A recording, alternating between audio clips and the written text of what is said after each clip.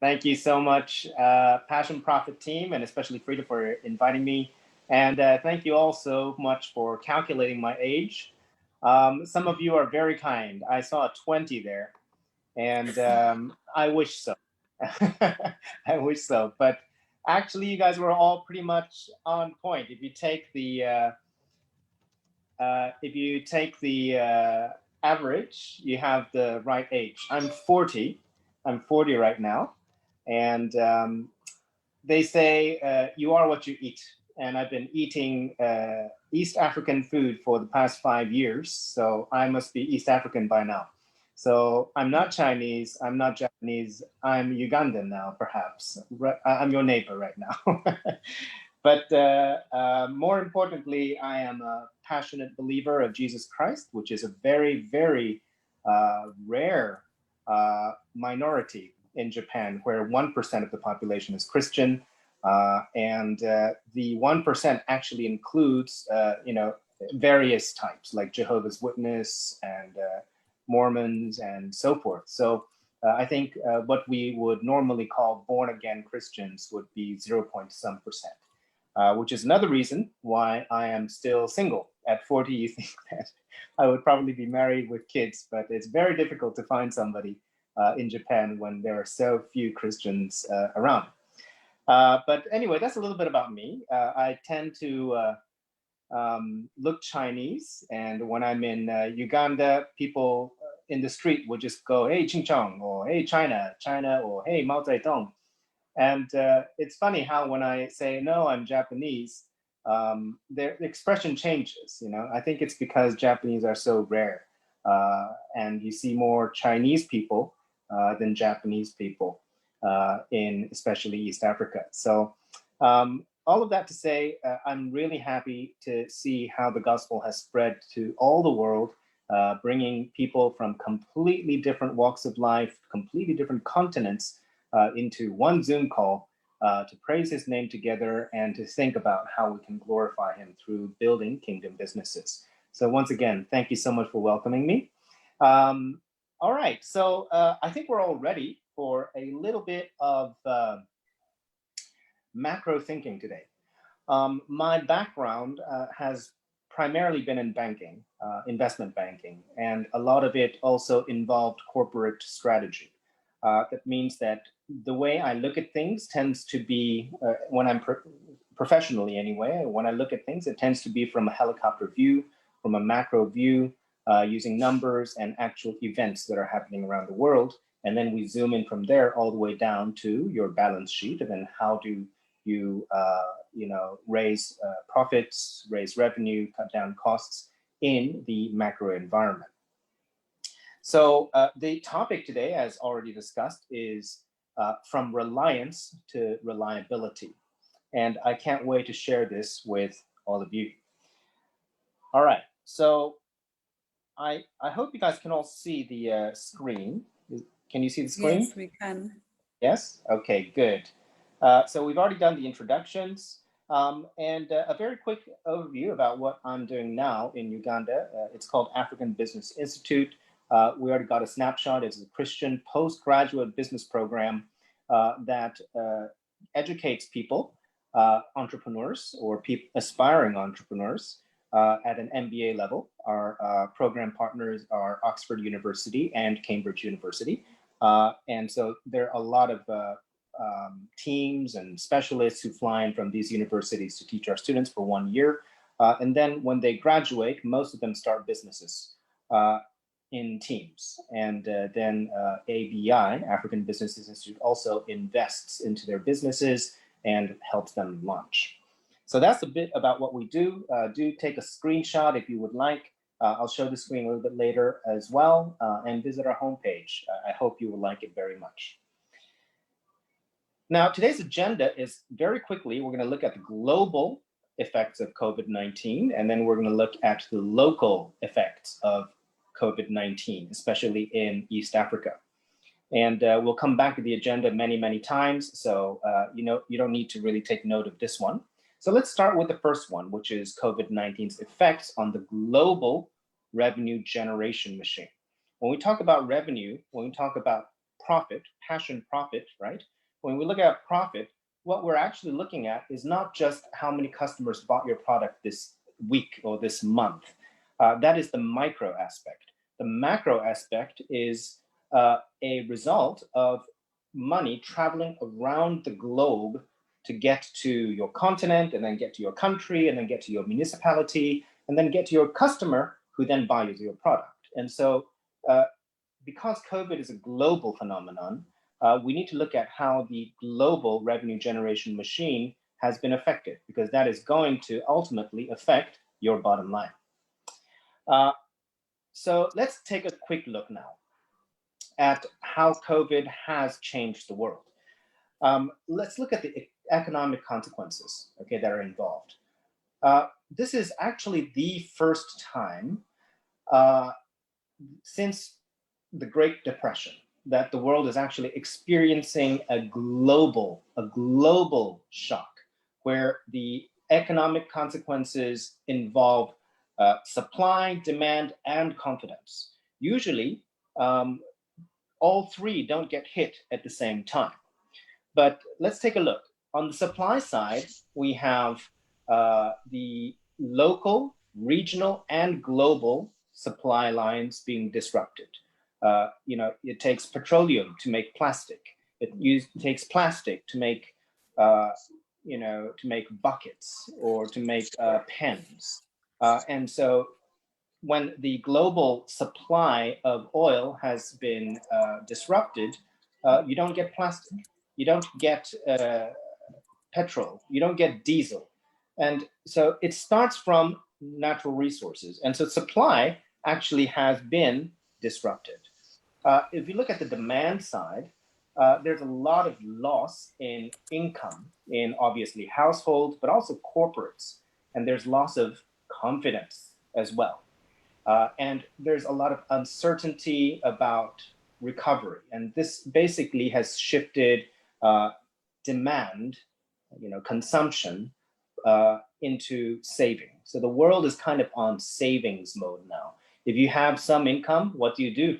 What do you do right now?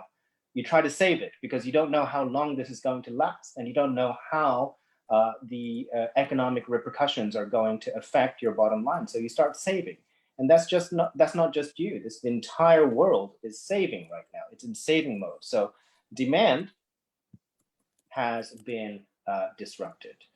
And then there is the extreme uncertainty and therefore inconfidence about both the duration and the magnitude that the pandemic is going to have.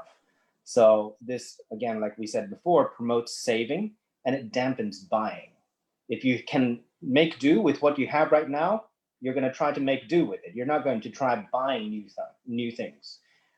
If you can eat and feed your family right now, probably you're going to say, all right, we don't need to eat sumptuously. If you have a car right now, you say, oh, I don't need to go buy that new car. If you think, okay, I have a nice suit, but it's getting a little bit old, well, you're not going to buy another suit right now, because number one, you don't know if you're going to need it, because everything is online now. And number two, I mean, you're not going to go out and show it off to anybody right now, especially when the world is in lockdown mode. So a lot of these flashy little things that you want aren't as attractive purchases anymore.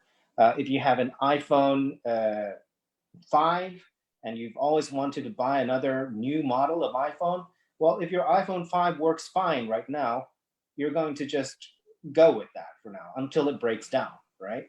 So it dampens buying, and it makes revenue generation extremely difficult then for the companies, who then have difficulty paying salaries, which then again dampens buying.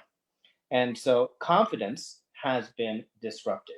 We just don't know. And that is actually the essence of human fear, isn't it? We fear things we can't see. That's why we kind of fear. There are people who fear the dark.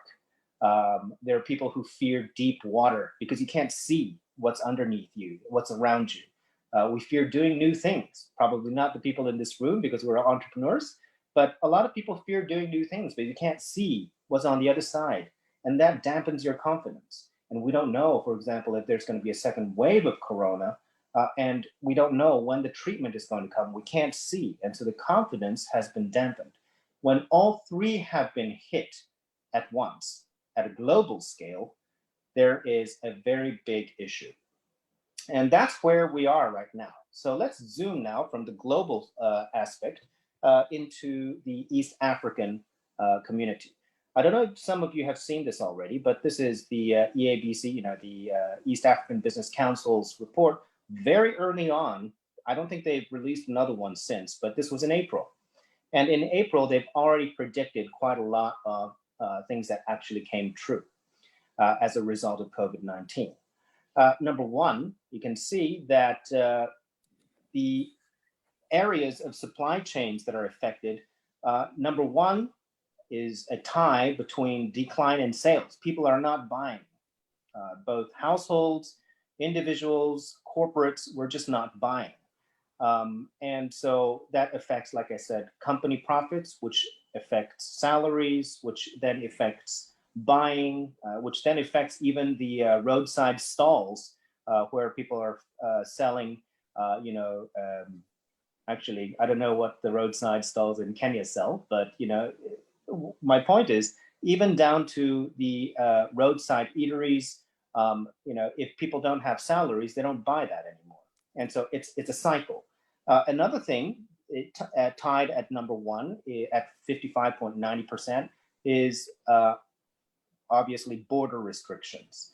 And these border restrictions have cut off supply. As you can imagine, it has cut off supply. And in Kenya's case, especially, it's cut off demand, as in a lot of products are shipped in through Mombasa and then carried into the interior of Africa using land routes. Now, when the land routes are restricted, suddenly the demand for Kenyan products also have dropped. Okay, so that is kind of the local East African supply chain and how it's been disrupted. Now, this is very important. This is the global, we just discussed this at the beginning, right? The revenue generation machine. And in economic terms, we call this global value chain, okay? And this is what it looked like up till now, before COVID. You have raw materials, right? And this is just a rule of thumb. Raw materials are found in developing countries, and then they're bought by what we call developed countries, China, Europe, Japan, and the US. And then the developed countries produce goods, right? And then next, once the goods are produced, even before they're produced, while they're being produced, especially US, Europe, and Japan leads the research and development, and therefore also they often set the rules and set the price, right?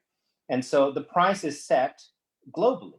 I mean, they're not going to have different prices for developing countries and developed countries. And so, that actually is a very difficult situation for a lot of developing countries, because you have to buy products that you provided raw materials for at the same price that the developed countries are buying them for. Probably even more expensive, because they have to be shipped back to you, and there are tariffs and taxes involved.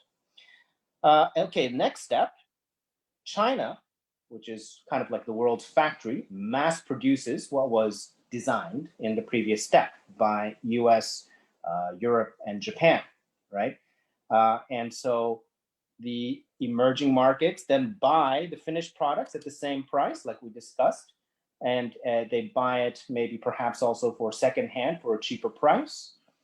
Then the profits, they go primarily to China for producing it, and also to Europe and the US and Japan for designing and researching and developing them, and also for IP, intellectual property, patents, and so forth. And then at the end of the chain, finally, the profits, when we say, China's producing or Europe is researching, these are not the governments per se, right?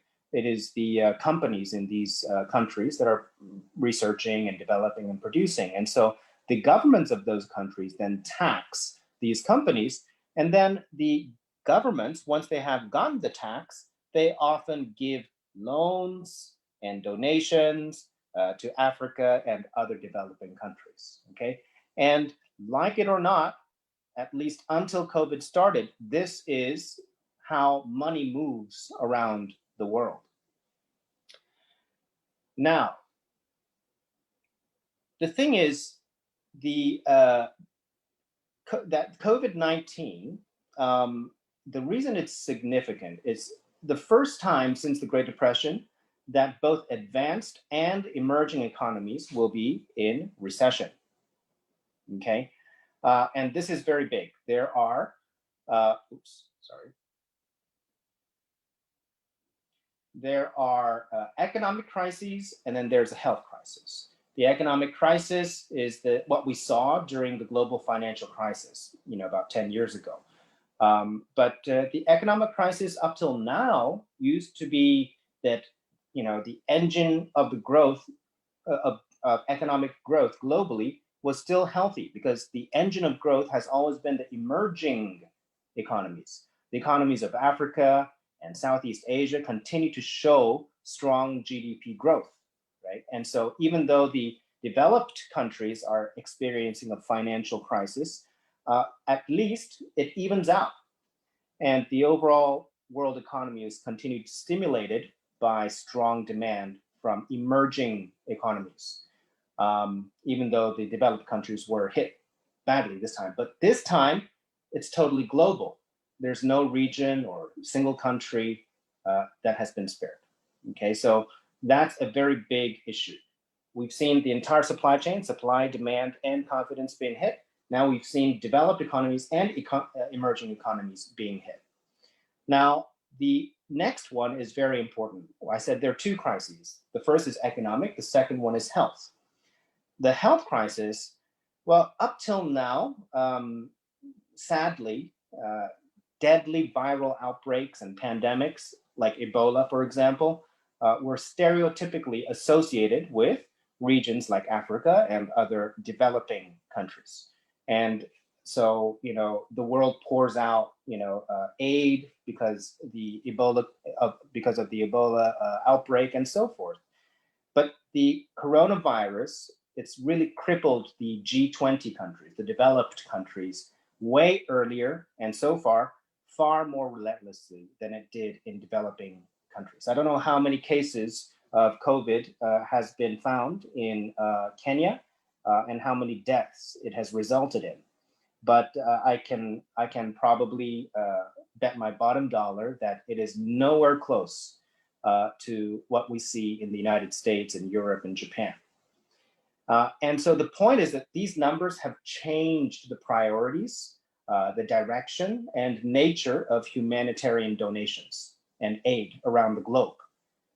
Suddenly, we're in a globe where everybody is terrified, everybody's at risk, and everybody's in need.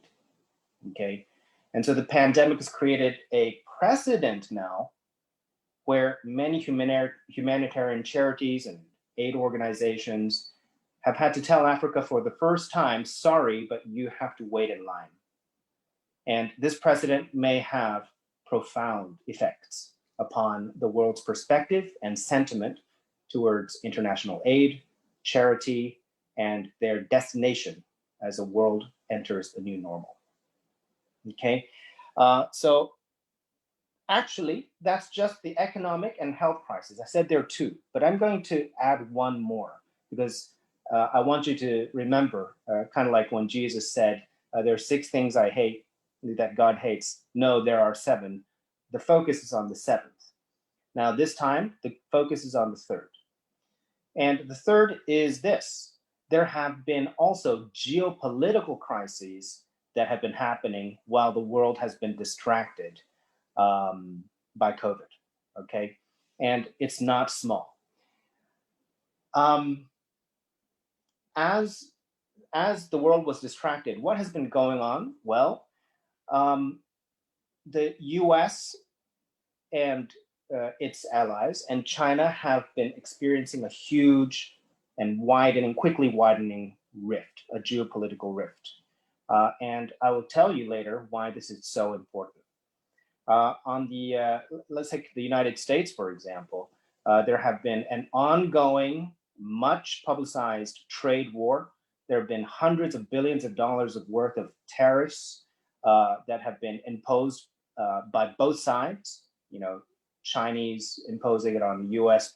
Imports and vice versa.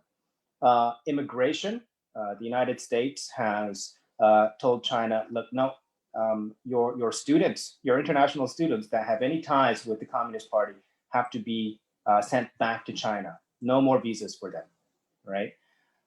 And the U.S. is moving 25,000 military personnel from its European bases to Germany. In Germany especially, to Japan on the Pacific coast, because it is now militarily wary of China and China flexing its muscles. And usually this is a sign of war in where the US ordered the Chinese embassy in Houston, Texas to close. And as they closed, people saw the Chinese embassy burning a lot of documents to hide all kinds of information. And then you have the UK, where you probably heard some stuff about Hong Kong, but the Chinese have swept in and taken Hong Kong way earlier than was agreed with the UK, which was its colony just about 30 years ago. The UK gave Hong Kong back to China, but gave them a 50-year period where China was not allowed to meddle. But China came in with its police and imposed national law that put everybody who says anything bad about China at risk for arrests. And they have made arrests. And that law actually extends not only to people in Hong Kong, but foreigners in Hong Kong, as well as foreigners and Hong Kongers who are outside of Hong Kong. So it is a very, very bold law that has caused the other G20 countries to criticize China very much. And in response, the UK has invited 1/3 of Hong Kong citizens to immigrate to the UK away from China. It's also imposed sanctions upon China. In the EU, US, UK, Huawei, TikTok, 5G, you've seen this, they're boycotting 5G from China and boycotting Huawei and TikTok.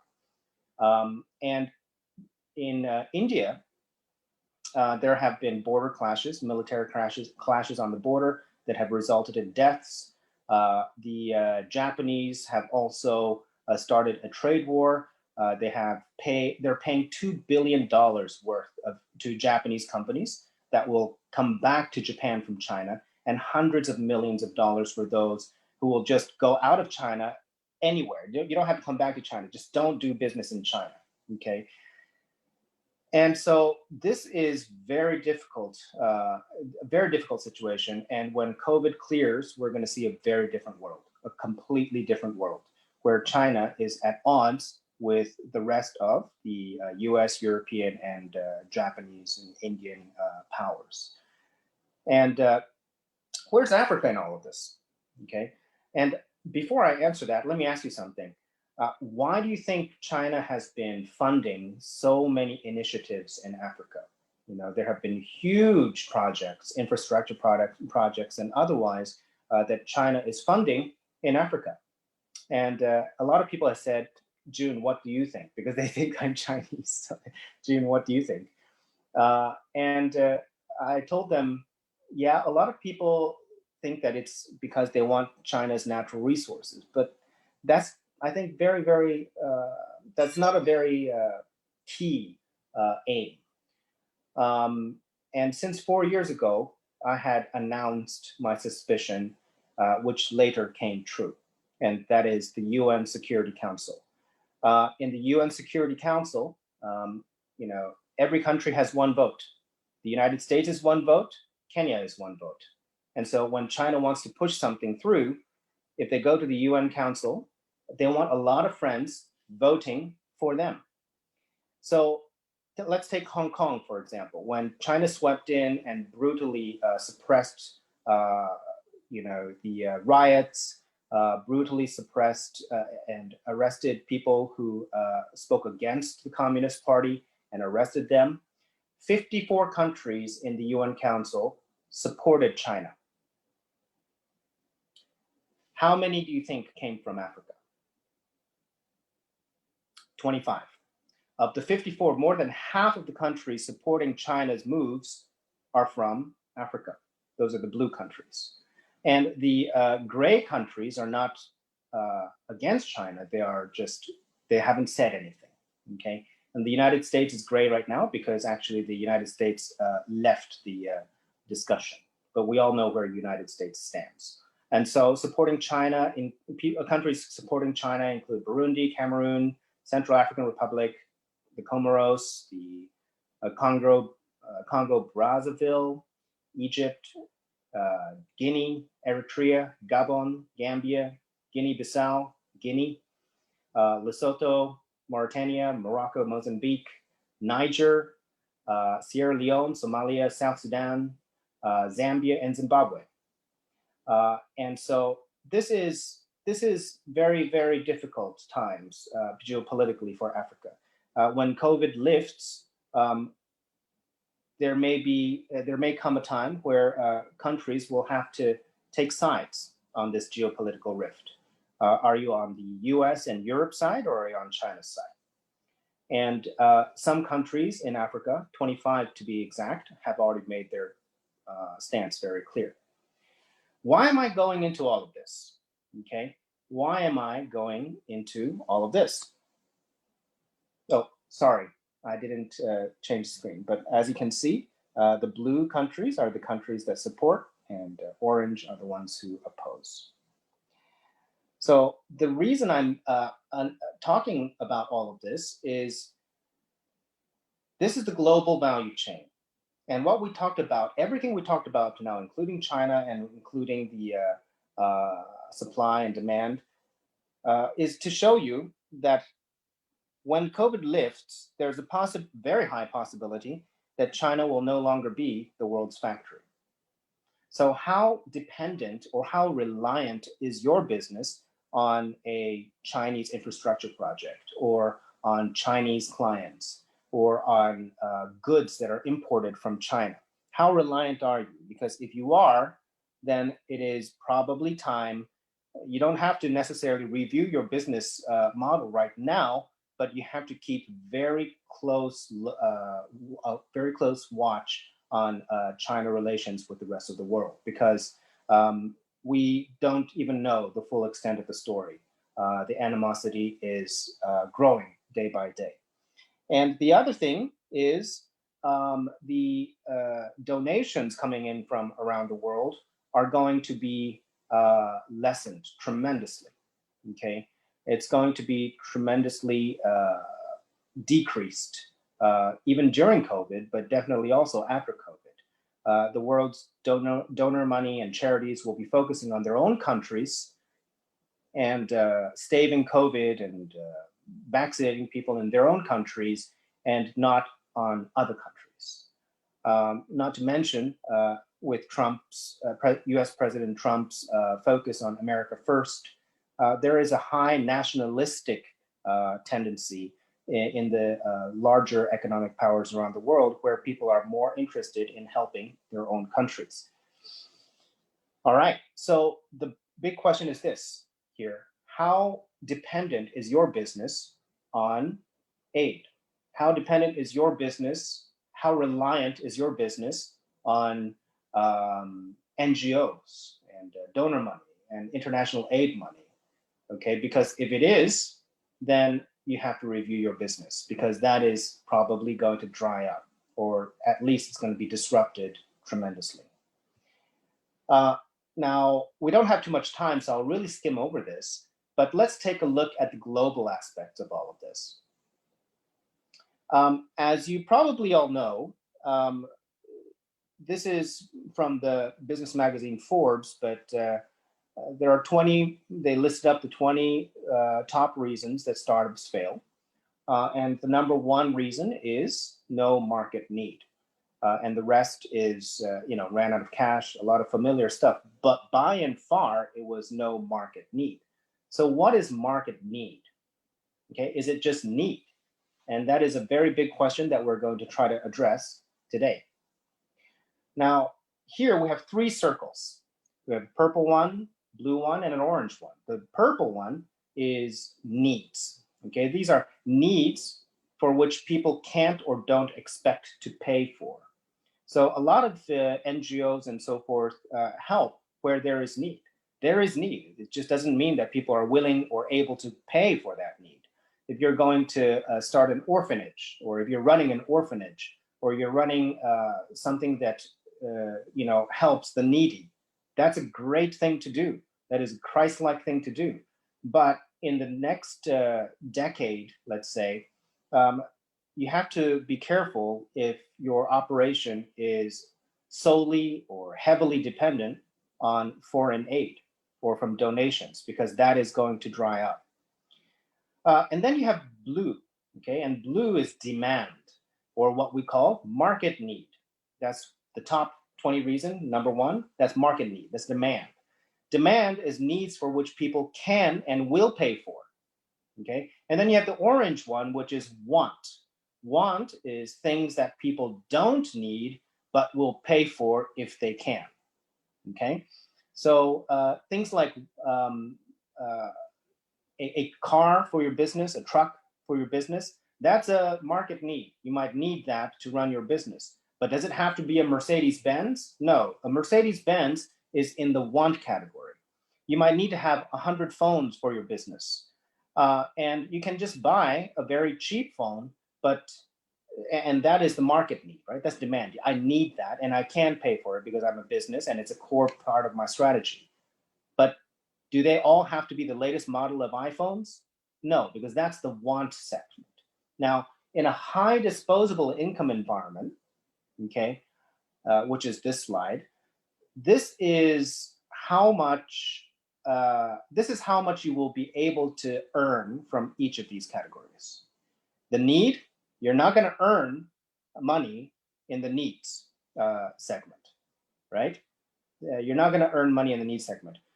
You're going to get donations perhaps, but that's not earning the money from that segment.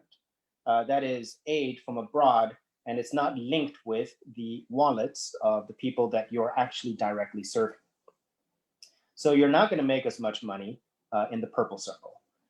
And the blue circle, yes, you will make money here. You will continue making money here in a high disposable income environment because people always buy things that are basic necessities. But in a high disposable income environment, the sector that's going to earn the most money tends to be the orange sector, right? If you're in a rich area in Kenya, as opposed to a poorer area or a rural area in Kenya, people who are selling Mercedes-Benz make more money than people who are just selling secondhand old cars, right? So this is high disposable income situation. Now, okay, how about a low disposable income situation? And that is actually where the entire world has suddenly found itself in right now. The entire world has low disposable income because of COVID-19.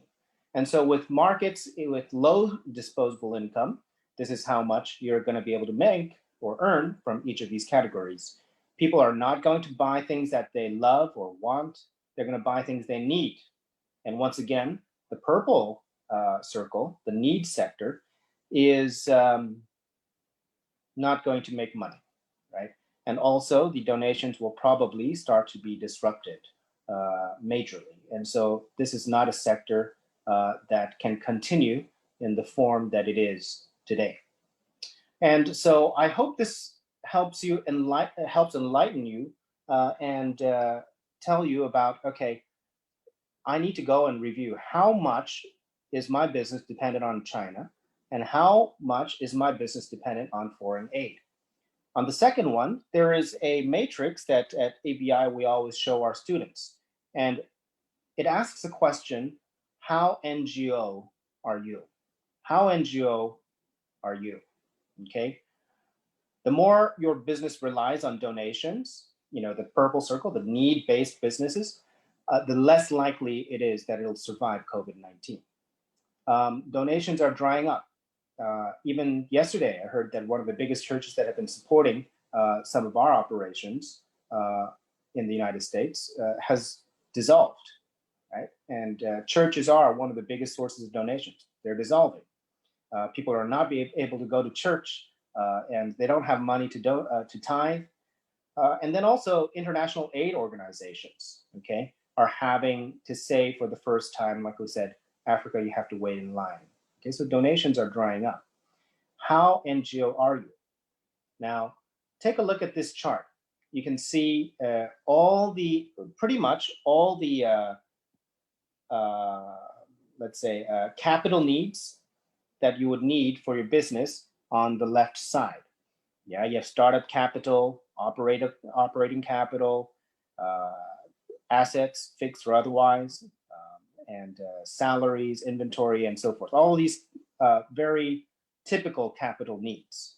Now, I want you to go home and think about this, about your business. In your business, how much or how many of these items is donated? Okay, that means grants or free money from friends or family. Okay, how much of that is donated? Now, how much of that is given by a first or second party loan? Okay, so again, friends and family. First party is yourself, so it's your business, but it's a loan coming out of your own pocket. It's different from donations because donations are not loans. But if it's a first party loan, then it's coming from your own pocket. If it's a second party loan, it's coming from friends and family and their pockets, and these are loans. How many of them are coming from third party loans? These are banks, for example, right? And how much of each of these categories on the leftmost column is coming from bank loans? And then how many is coming from sales revenue? Now, in a normal business, all of this has to come from sales revenue. Yes, even though you have a loan, okay, it is actually being paid by sales revenue because you have to pay it back with sales revenue later on. So go home and then see how many of these things or how many dollars of each of these categories is coming from which of these sources.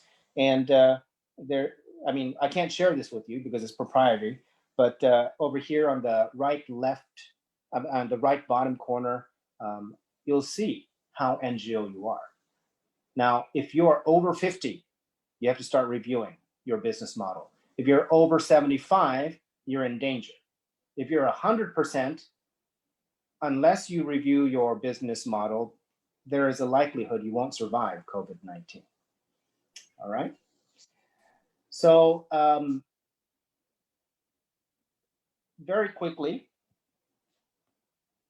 back to the EABC snapshot, okay? If your target is your customer segment primarily the want or love category? And if that is so, you need to review your target market.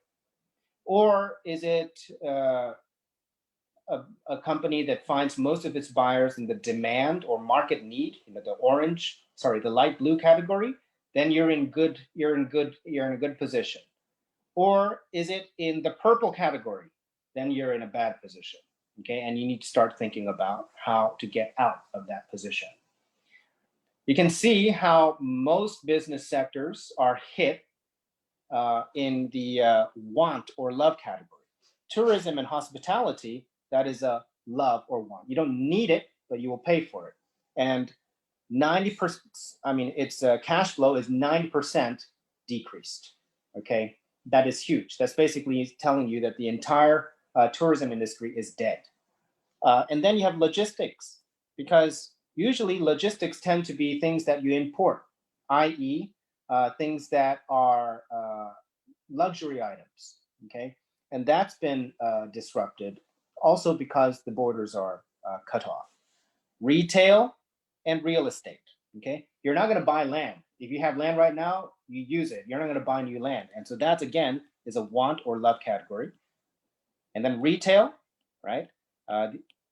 how often do you go to the shopping mall to just shop around now, to look for something that piques your interest so that you can spend some more money and feel good about it? No, that's not going to happen right now. And so these are the categories that are in the love and want category. Don't be there either right now. Okay, so I think we're a little bit out of time. So that's where I'll end. Um, but I also want to let you know that there is a silver lining. There is a silver lining in the NGO segment. So I don't want to end with a gloomy tone. So our institute is launching 6 businesses this year from our students, and of which 3 have gotten their investment already. And these investments aren't necessarily small. They're like $35,000 and so forth of investment. And one of them, who was going for $36,000 of investment into their business idea, it's not even a business yet, got in investment and donations 4 groups of investors who are vying to invest, and the amount of money on the table is about $80,000. How is that possible in COVID? Well, it struck us that actually in COVID, note that I use the word disrupted. The NGO market is disrupted. It's not necessarily completely drying up. It's disrupted. It's changed. We've noticed that the usual people who are interested in donating might not donate anymore, but there are new categories of people who are donating. And these tend to be people who don't need a salary anymore, who don't need income anymore. And they tend to be older people who have savings, and they are suddenly not eating out. They're not going to restaurants. They're not buying new things. They're not buying things for their grandchildren. And suddenly they have more disposable income. And also they're locked at home with nothing really exciting to do. And that is the main category of people who have started to donate or invest into these businesses. So once again, the NGO sector is drying up for sure. There's going to be massive decrease, but it's not going to close completely.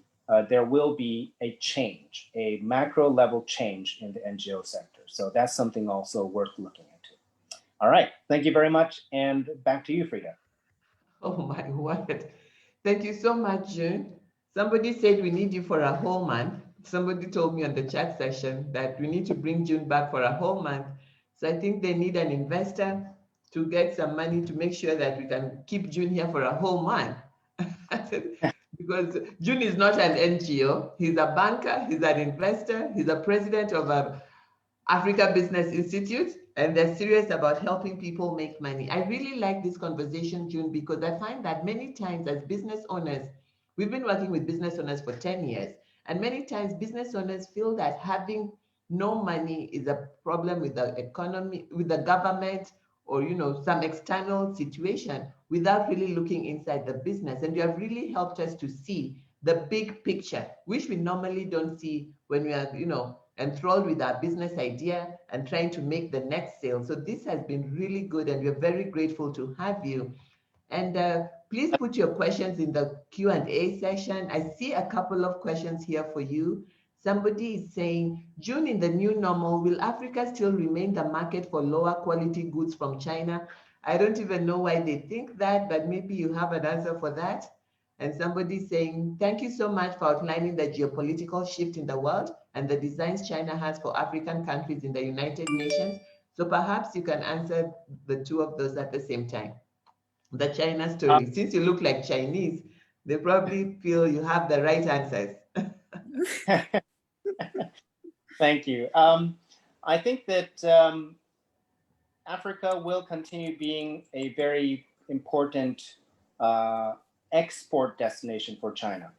The more that the United States places tariffs, and the UK and Japan and EU, they're placing tariffs on Chinese products, the more important of a trade partner Africa is going to be.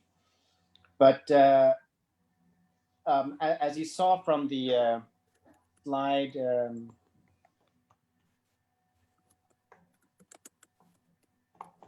This is a very important slide, I think. It tells you that Africa is, in terms of the geopolitical rift that is emerging, Africa is not monolithic. There are countries probably that China is going to be more favorable to, and countries that China would probably be a little more aloof with. I think, generally speaking, Africa is going to continue being a very important export market, but China is going to have preferences in Africa. Now, Kenya has not made its position clear on some of these, for example, the intrusion of China into Hong Kong's independence. Geopolitics is very difficult. It's very complicated. Just because you didn't say anything doesn't mean that you don't have a position. Very often, not saying anything is a bigger position than saying something. And so I don't have a clear answer for that. Just to say, Africa will become more important as a buyer of Chinese goods. But we also need to know that a lot of Chinese, what they call Chinese, I forget the term, debt. Chinese debt in Africa may have to be pardoned because they call the world, America, UK, and so forth, is calling it debt colonialization. And China can't afford that kind of PR on the global stage right now. And so they may pardon some of these loans. Now, even if you don't take a geopolitical stance and your country, however, repays the loan or hands over the collateral, that could also affect your nation's position on China's love list, so to speak. So there are a lot of factors that are in motion, and I don't have a simple answer, but I do. It's not a simple issue, so having a simple answer will not be easy. And of course, we always wonder about China because we have a lot of stuff coming in from China, and many people earn their livelihood from that. So there's a couple of questions here that I'm going to combine because they're all around which sectors are going to come up better after COVID or during COVID, or what your thoughts are on those. So one of them is from Zippy. She's asking, would you give some examples of businesses that are likely to pick up and thrive section as SMEs now rethink their shifts? So if somebody wants to know that, then Paul is also asking a very similar question. What areas in the suppressed sectors could there be innovative chances of turnaround in their functions? And then there's somebody else asking, if tourism and hospitality is going down, how is Airbnb able to launch an IPO? So in these questions, I feel people want to know what is, where should we turn? Where do you think the opportunities are, Jun? Very, very good questions, all of them. And let me just kind of answer them all in one group, like you suggested, Frida. Thank you. There are very clear industries that are making money, right? So Amazon, delivery businesses are definitely clearly making money.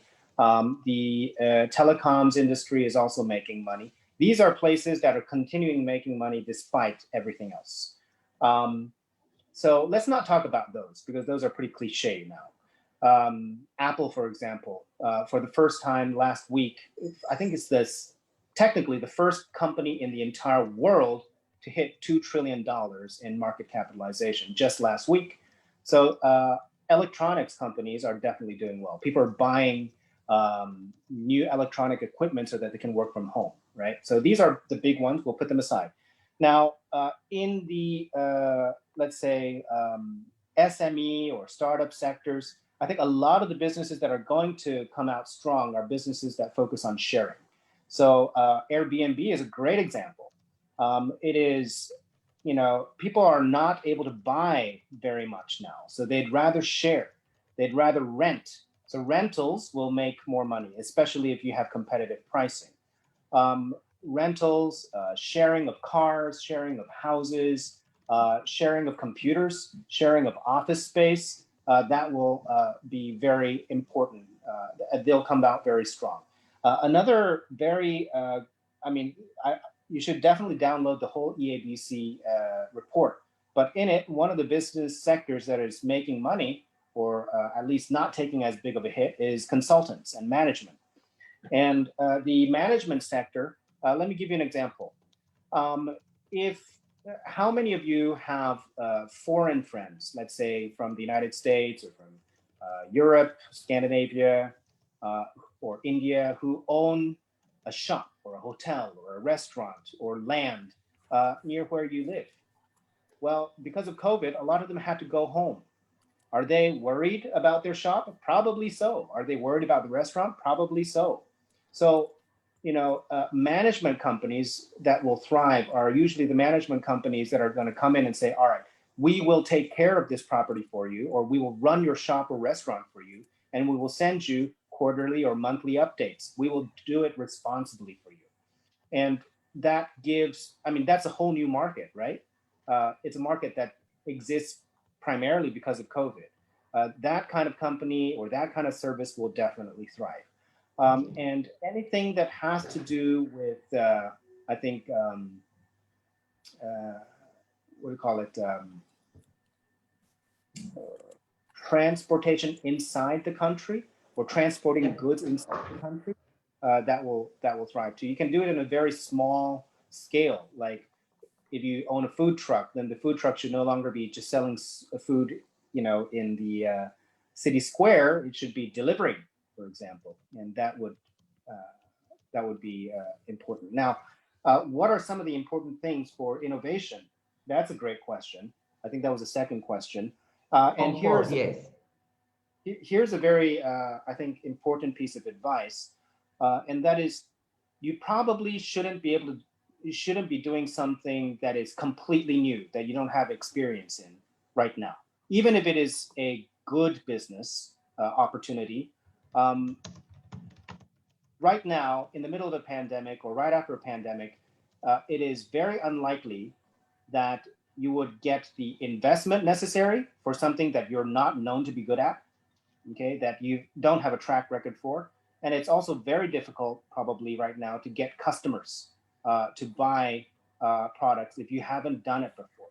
So a lot of young people come and say, hey, they're opportunists. They come and say, hey, what are some of the things I can do right now to kind of exploit this situation?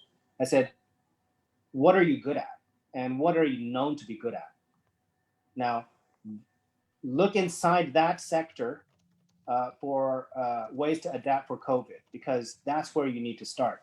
You can't be a restaurant owner and suddenly try to start, a virtual reality business because virtual reality is good in COVID.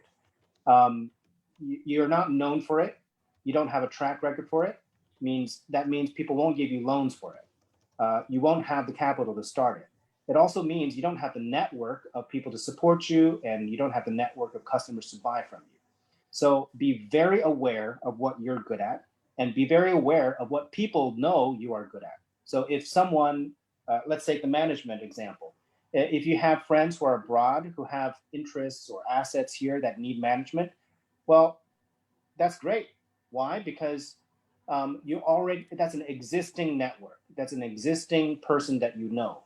And also, hopefully, that person knows you as a responsible person that he can count on. If he doesn't, then you probably won't be able to do that anyway. So innovate within your track record. That's very important. Otherwise, it's not going to work. I think that is very sound wisdom. Innovate within your track record.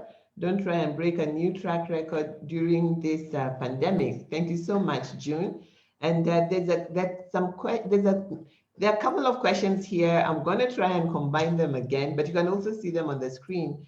I think this one is important. Tindi is asking, I know Tindi, she's from the Global Communities Cooperative Movement, and she's asking, June, do you think business models that focus on sharing profits, losses, and capitalize on collective skills to provide services will survive during this pandemic? Are you familiar with the cooperative movement, June? Yes, the like SACCOs and co-ops. Yeah, so they have global communities. They do co-ops for people who are working beyond money for business services. Do you think that is a business model that will survive or thrive during the pandemic? I think that depends completely on how much savings that cooperation has and how much Cooperative it has. relies on donor support. Um, I think the three things is Okay. how much it relies on donor support, how much savings it currently has, and number three, what we already discussed, is you know, is it in the need sector or the demand Mhm. sector or the love and want sector? If it's in the need Okay. sector, possibility it won't. Alrighty. So what are your thoughts on the place for agriculture, large or small holding as a potential market? What Sorry, do you say think again. about that, June? What are your thoughts on the place for agriculture, large or small holding as a potential market? We have some upcoming A, agri-business people in our midst. a potential market for whom? A potential market to Agriculture for whom? or to a market to invest into, or a market to buy from, or a market. Uh, I think I need more More coordinate. information on that? Okay. So you can add some more information on that and we'll try to answer it. And founders, thank you so much for joining in today. We have 9:43 and we're getting ready for SFA News. Now, to let you know what is happening in the community, today has been a very special day because it's the last day of the Recovery Hub for the August edition. So we have them here and they're lined up to share with you what they are up to. And I just wanted to give Jun some time to give us his parting shot and to tell him thank you very much for joining us, Jun. And we look forward to engaging with you. Somebody has said you should come back for a whole month. So we are going to look for you, or we are going to follow you in Japan. I'm not sure which one is going to be, but I've been asked to get you for 29 more days. All right. So Jun, your parting shot, and then we're going to hand it back over to Cindy. Thank you so much for joining us. All right. Thank you so much, everybody. And I just wanted to part with encouraging you all, because what you're doing as founders and as entrepreneurs and SMEs is so very, very important. It is much more important than some of the big companies we know. And I'll tell you why. Um, According to the Milken Institute, um, you know, the developed countries like the United States, 50 to 60% of their employment and GDP comes from the SME sector. That's more than half.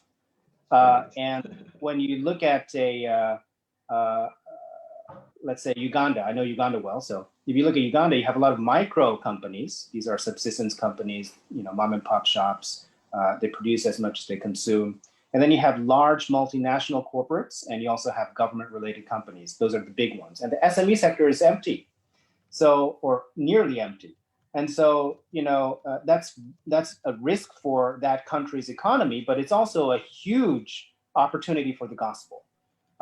Imagine if we, SMEs, Christian SMEs, can take over that market, which is open for the taking right now, and envision a future of Kenya or Uganda where 50 to 60% of employment and GDP comes from Christian companies that are intentionally kingdom building.